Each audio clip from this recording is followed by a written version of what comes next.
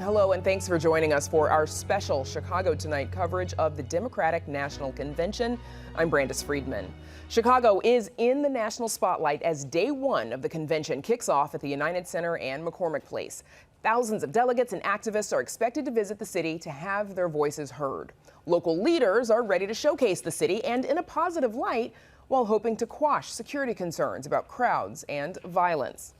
To begin tonight, we go inside the United Center where our Amanda Vinicky kicks off our coverage of the DNC. Amanda, of course, today's convention has been a long time in the making.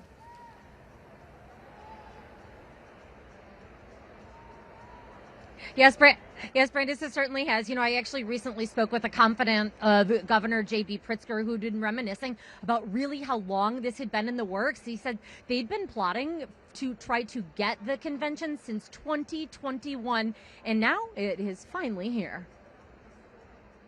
As you walk the convention floor in Chicago today and each day of the convention, be proud of who we are as Illinois Democrats. He says that they should be proud of things like in policies such as for reproductive rights, raising the minimum wage, worker leave policies. And these are the sort of policies that we can expect to hear more about from the stage here at the DNC, including perhaps from Pritzker himself. He is scheduled to speak during prime time tomorrow. Chicago Mayor, that is, Brandon Johnson, is going to be giving some opening remarks when things get underway in just a bit here. Now, President Joe Biden, the headliner tonight. Now, Pritzker was among those who greeted the president this afternoon when Air Force One landed in Chicago. Senator Tammy Duckworth was a co-chair of Biden's campaign and says she recently met with him. I just said, you know, Mr. President, I just need a couple moments to grieve. I just need to cry a little bit. I understand, and I love Kamala, and I'm going to be there for her, but I just need to grieve for Joe Biden and who you are.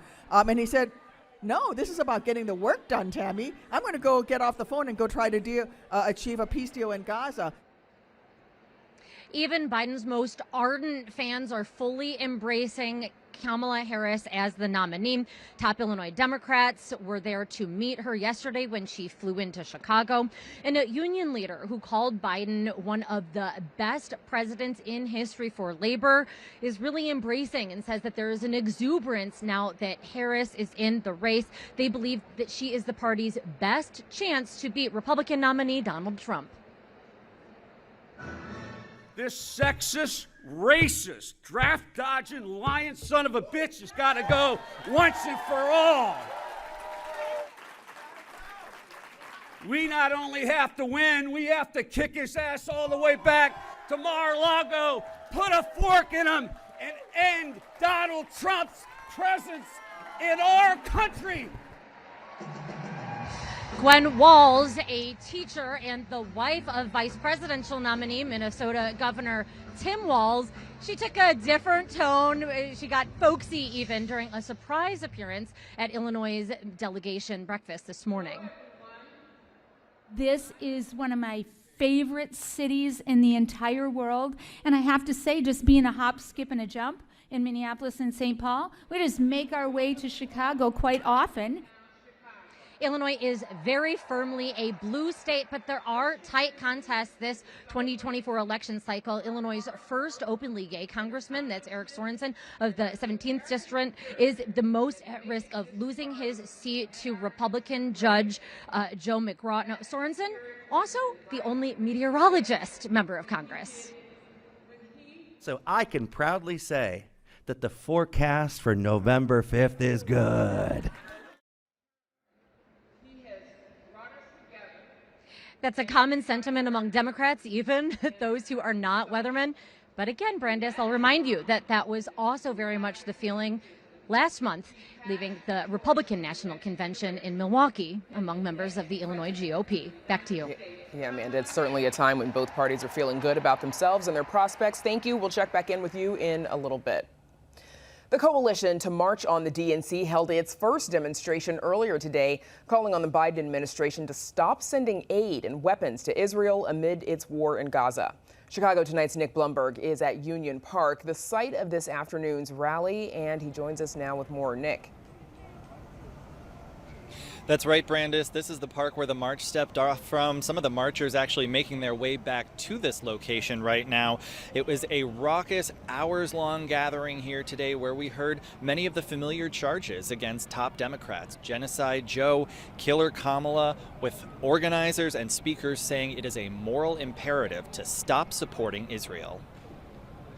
Free, free, free Palestine! Free, free, free Palestine! Free, free Palestine! Free, free Palestine! We heard a lot of those kinds of marches, a very fired up crowd today, with organizers saying tens of thousands of Palestinians killed, countless more displaced. It's no time for the Democrats to be in town celebrating themselves at their convention. This is the Vietnam War of our generation. Go ahead. In the late 60s, early 70s, hundreds of thousands, millions of people in the United States were in the streets to stop that war. It's incumbent upon us to do the same thing here. The main people that are going to win Palestinian freedom are the Palestinians themselves. This march is a testament to how the very working and oppressed people these Democrats claim to represent will no longer stand for the currently existing order of our tax dollars being sent to fund a genocide. There is no lesser of two evils when the so-called lesser is aiding and abetting a genocide. Now, after rallying in the park, including appearances from independent presidential candidate Cornel West and musician and poet Jamila Woods, a Chicago native, the march finally stepped off, going for quite a while down Washington Street before turning north and going west again. And Nick, there was some debate about the march route. How did things end up? That's right. Organizers said at this morning's press conference that they were going to push right until the very moment that they stepped off for the city to give them a longer route to accommodate the large crowd. One estimate from an organizer was some 15,000 people potentially, but that was to no avail. They did win a fight with the city to get a stage and amplified sound here for the rally at Union Park. Now, once the march took off nearly an hour after its scheduled start time, the crowd did move very slowly down the street, really just filling the entire street. There were lines of police officers on bikes all down the side of every road. We even saw Superintendent Larry Snelling at one point at the front of the march.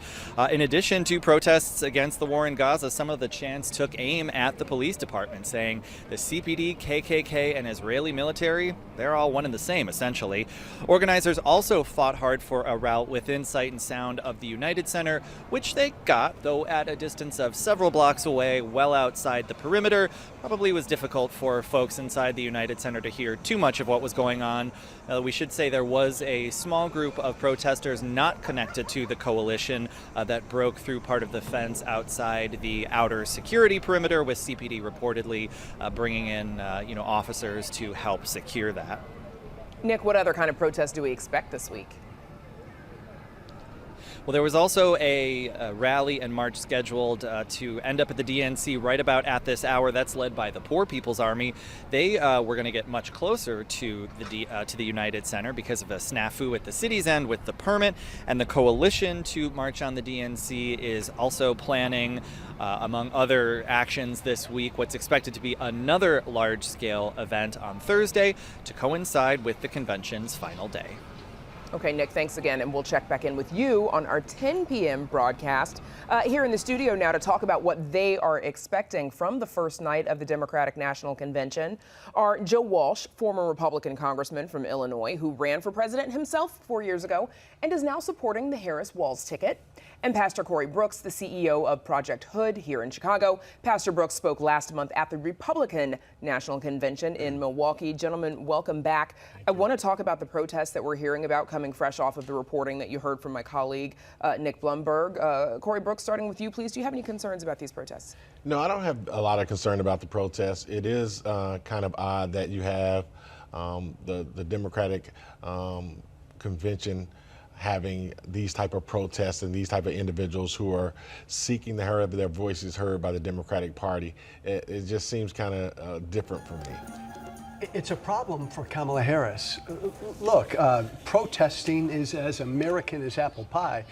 But support for Israel splits the Democratic Party coalition. It's a problem Biden had. It's a problem Harris has. I personally, someone who's very pro-Israel, I think Kamala Harris needs to come out this week and strongly put out a statement about her strong support for Israel, because I worry about her, as someone who wants her to win, I worry about her losing moderate and Jewish support.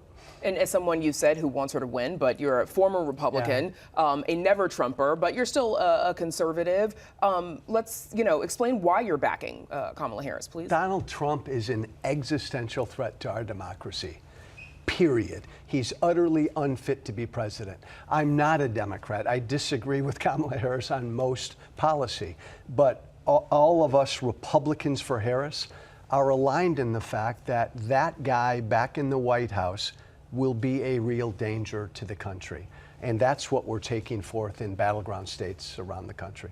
Pastor Brooks, you're a Republican. You gave the closing prayer at the RNC in Milwaukee last month, one of those nights. Why are you backing former President Trump? What about his messaging appeals to you? Well, I think very differently than Joe. Joe thinks one way about President Trump. I think another.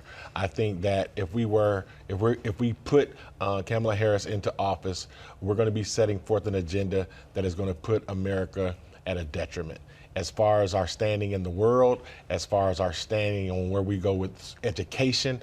Our economy is already falling apart under the Biden-Kamala Harris regime, and so I think it's going to be even worse. So for me, it's about the policy. It's not about the person. I think Joe and others focus a lot on the person, Donald Trump. For me, I focus on policy, and I think anytime we play this identity politics things where we're focusing on race and gender, it gets us into trouble. So for me, it's always about the policy, and it's always about the principles. And I don't talk about what I'm against. I talk about what I'm for. And I'm for public education being strong, but I'm also for school choice. That's Donald Trump. I am for not having children having transgender operations.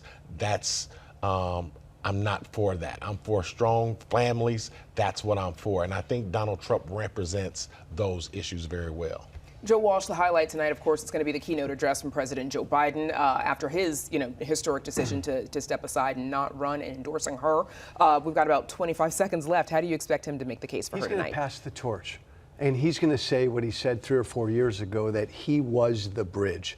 And this now is the next generation, and she can beat Donald Trump, and he will rally the entire country to get behind her. Corey Brooks, is there anything you're expecting tonight? So I think it's going to be a lot of excitement. I think the passing of the torch, I think the fact that they're planning on honoring Jesse Jackson, I think there's going to be a lot of excitement in the crowd, and I think they're going to get the momentum that they're looking for to lead them into the rest of the week. All right, Joe Walsh, Corey Brooks, we'll check back in with you in a little bit shortly. Thank you. But now let's go back out to the near west side and the shadow of the United Center. WTTW News reporter Joanna Hernandez has a look at how Chicago residents who live near the United Center are adjusting to this major disruption to their community. Joanna. Brandes, that's right. From road closures to limited parking access, this is what local residents will have to adjust to throughout the week. Just to give you an idea of what that looks like, we're along South Paulina and West Adams. This is a very congested area, and we spoke to some locals on their thoughts. Take a listen. I'm excited just to be there, just to be in the moment, but I am concerned and just want to make sure that my home is straight. Alderman Walter Burnett says his community is no stranger to parking restrictions, especially during game days and events, but adds the city's planning for the DNC has been full of moving parts. We have all the games, we have the OMC people be out and they be blocking traffic and we can't go down certain streets, and we get used to that. We adapt to that. We okay with that. Yeah. But nobody stop us from parking in front of our houses. As DNC week kicks off, Alderman Burnett says there have been some frustrations with unwarranted parking restrictions leading up to today, but has been working to address the concerns. They want everybody to be safe. We worked with the people who will have their parking restricted. One of those residents is Jay Hunt. He lives at the Henry Horner Annex, next to the United Center. You got the big shots here. What you gonna do, tell them no? The building is within the pedestrian restricted perimeter. Hunt says he has lived in the neighborhood for over 30 years and is used to traffic and road closures. We'll be parking across the street, so that'll help. That was our biggest issue, was parking. So they're gonna park across the street. I guess we'll get checked in and be able to walk into the building. Despite concerns over restricted access points, parking, and traffic, longtime resident Sandra Green says the convention is an opportunity for locals to experience a moment in history.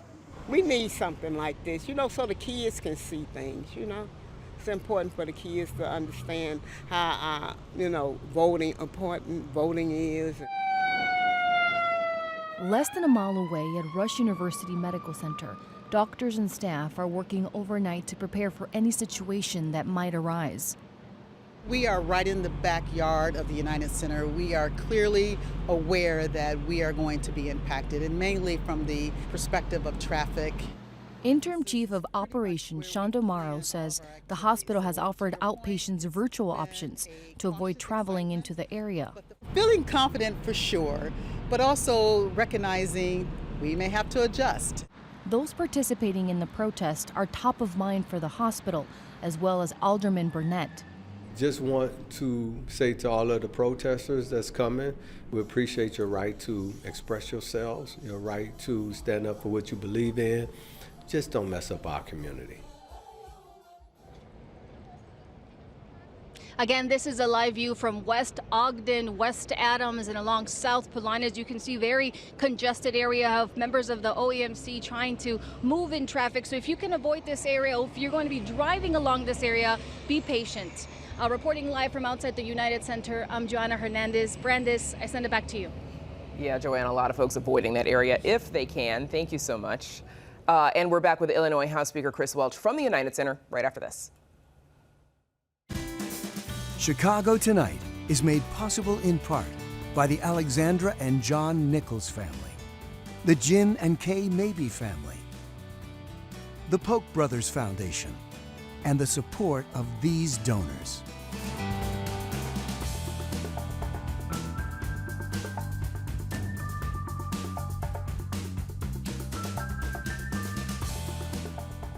Now we go back inside the United Center where WTTW News reporter Amanda Vinicky is with Illinois House Speaker Emanuel Chris Welch. Amanda.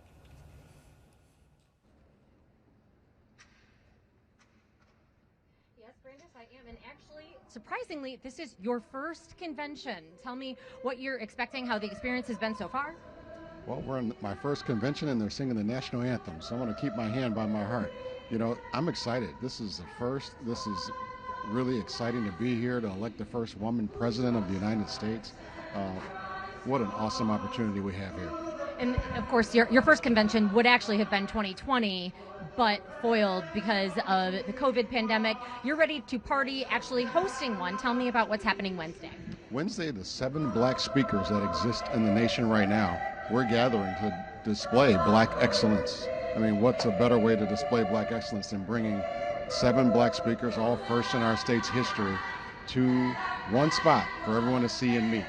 What does it mean to be a black elected official in this day and age? You, House Speaker, potentially a second black president. Well, I got to tell you, Jesse Jackson's going to be honored here tonight. He opened the door for people like me, people like the other speakers, people like Mignon Moore, who just gavelled us into this convention. This is an awesome opportunity, but it's up to us to create opportunities for other people to be here just like us.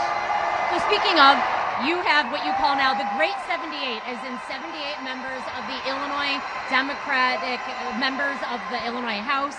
You want more. How many seats do you believe you can get, and what are you going to be able to accomplish with that you can't right now? Amanda, the Soul Children of Chicago, they were awesome. We got to just give them a shout out real quick. It's certainly election time and we have 78 great members of the House, but my job was electing Democrats. I want more in 24, and I think with this environment, we can certainly do that. But nothing's going to be given to us. We got to get out there and knock on doors. We got to do the work. Winners do the work.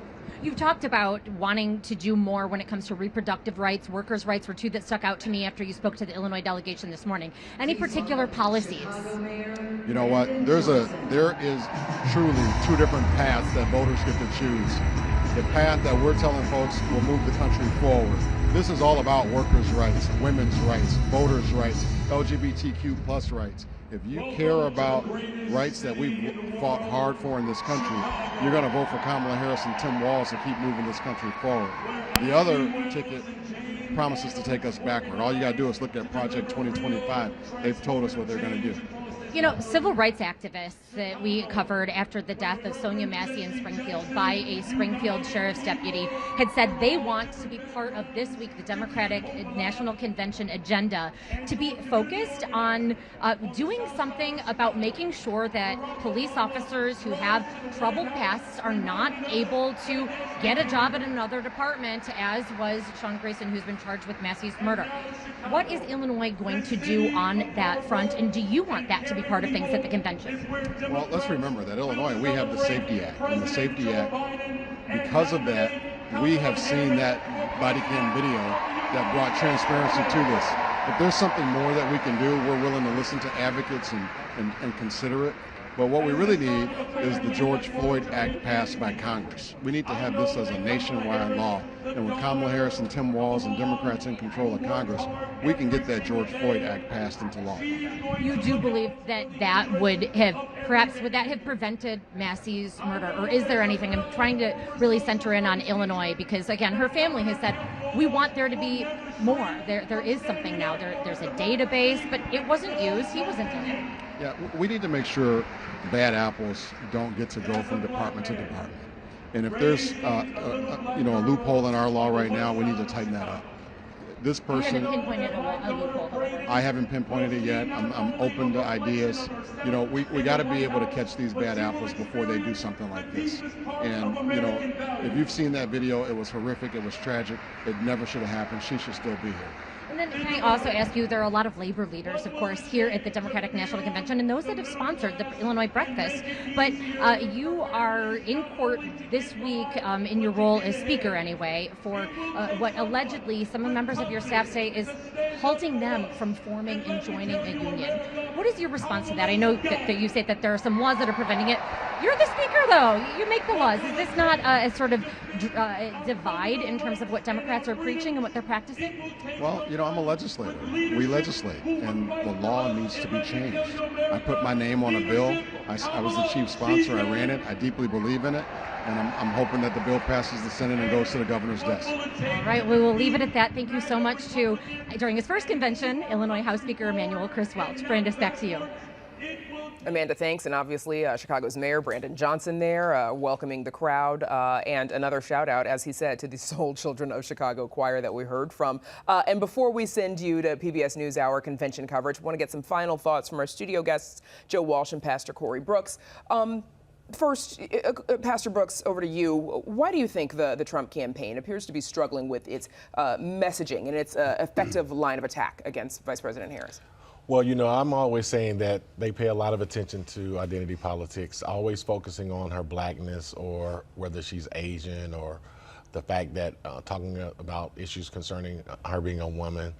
I think those issues take away from the policies. I think if we would just focus more on, for one, immigration, which is a big thing, and it's a concern for a lot of people, I think that would drive home a better message. But I think they're going to have a better messaging after this convention.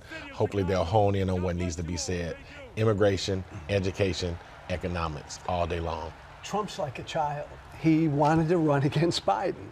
He still wants to run against Biden. So he goes out there every day and he complains and stomps his feet like a child. The truth is, the Biden-Trump matchup was a matchup that most Americans didn't want. The Democrats did something about that, and they've generated a lot of excitement into a race in which we didn't expect a lot of excitement. Joe Walsh, what do you think voters need to hear tonight from the lineup of speakers that we're hearing from? I think they need to continue to hear hope and optimism and joy. And I know we overuse that word a little bit, but to counter it against the fear that Trump and J.D. Vance continue to push. Do you think the Harris campaign and the Democrats, for that matter, need to be a little bit more clear about her policy ideas and her platform? Yes, and I think she will be. Do you think that's coming this week? I think it had better come this week. It had better begin to come this week, yes. Pastor Brooks, 10 seconds. Well, it remains to be seen. We'll see what happens, and Joe and I will fight it out over what happens afterwards. I know. Well, and I can tell the two of you, you're used to, you enjoy sparring with each other. Absolutely. So I love this man. I know you do. Joe Walsh, Pastor Likewise. Corey Brooks, thank you so much for joining us. We'll see you again at 10. Thanks. And that is our show for now. Be sure to join us more for live coverage tonight after the convention around 10 p.m. as we break down day one of the Democratic National Convention. In the meantime, be sure to check out our website for a live blog covering the very latest news from the convention, and stay tuned for live convention coverage from our friends at the PBS NewsHour. Now, for all of us here at Chicago Tonight, I'm Brandis Friedman. Thank you for watching. Stay healthy and safe. We'll see you at 10.